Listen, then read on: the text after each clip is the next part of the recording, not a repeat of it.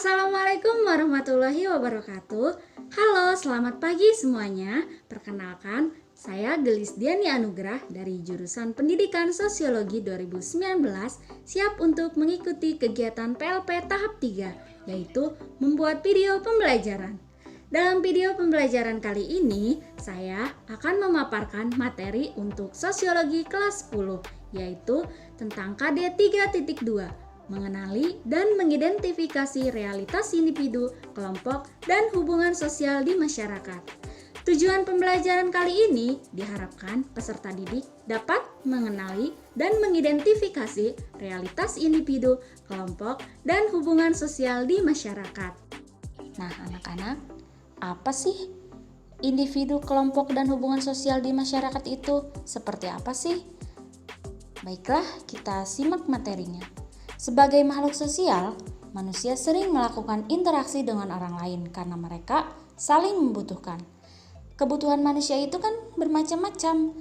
Ada kebutuhan berpakaian, makan, tempat tinggal, memperoleh pendidikan, dan kebutuhan hidup lainnya. Akan tetapi, perlu kita ketahui bahwa kebutuhan tersebut tidak dapat dipenuhi tanpa bantuan orang lain. Contohnya, ada kebutuhan memperoleh pendidikan.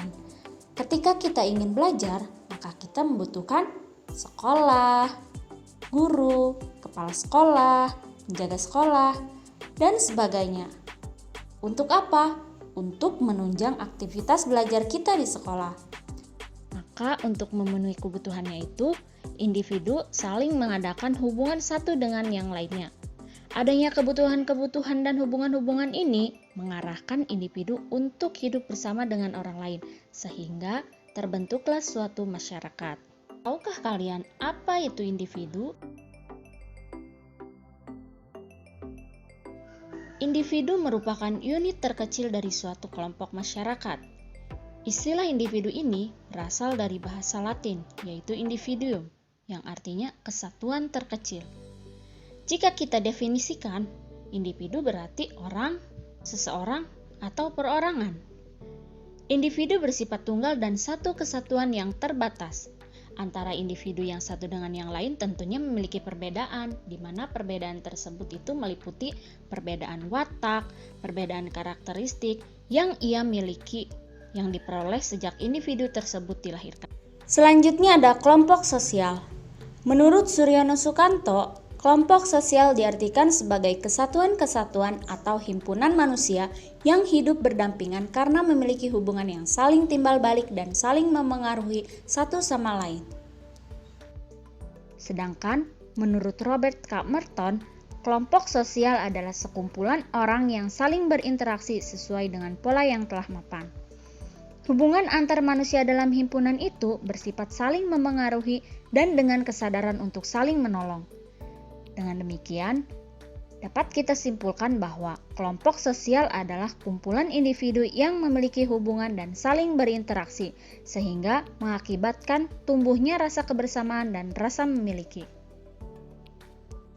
Suatu himpunan manusia dapat dikatakan sebagai kelompok sosial apabila memenuhi syarat-syarat berikut ini.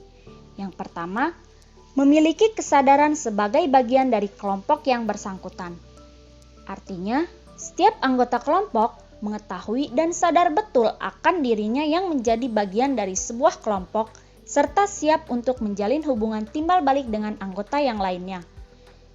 Yang kedua, ada hubungan timbal balik antar anggota yang satu dengan anggota yang lain, di mana hubungan timbal balik di sini dilihat dari masing-masing anggota kelompok mendapatkan feedback dalam anggota tersebut. Yang ketiga, ada faktor pengikat yang dimiliki oleh anggota kelompok, seperti faktor kepentingan, tujuan, dan ideologi yang sama. Kesamaan faktor di sini akan membuat hubungan interaksi dalam kelompok tersebut menjadi lebih erat. Yang keempat, memiliki struktur, kaidah, dan pola perilaku yang sama.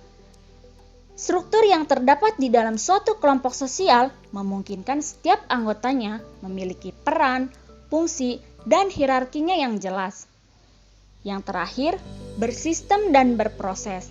Artinya, setiap kelompok sosial mempunyai tujuan yang sama yang kemudian membentuk norma-norma atau aturan-aturan. Kehadiran norma atau aturan ini tentunya harus ditaati demi mencapai tujuan yang diinginkan oleh anggota kelompok tersebut. Selanjutnya, ada hubungan sosial. Nah, apakah kalian tahu apa itu hubungan sosial? Secara umum, hubungan sosial adalah hubungan timbal balik antar individu dan saling memengaruhi satu sama lainnya. Hubungan sosial ini berdasarkan kesadaran saling tolong-menolong. Hubungan sosial di sini merupakan hubungan yang dilakukan oleh dua orang atau lebih di dalam suatu masyarakat.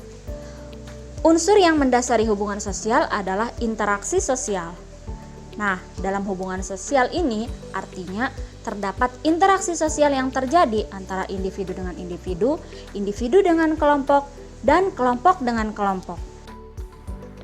Dari materi yang sudah Ibu sampaikan tadi mengenai individu, kelompok, dan hubungan sosial, berikan 3 contoh kelompok sosial yang ada di lingkungan kalian. Silakan ketik jawabannya di kolom komentar.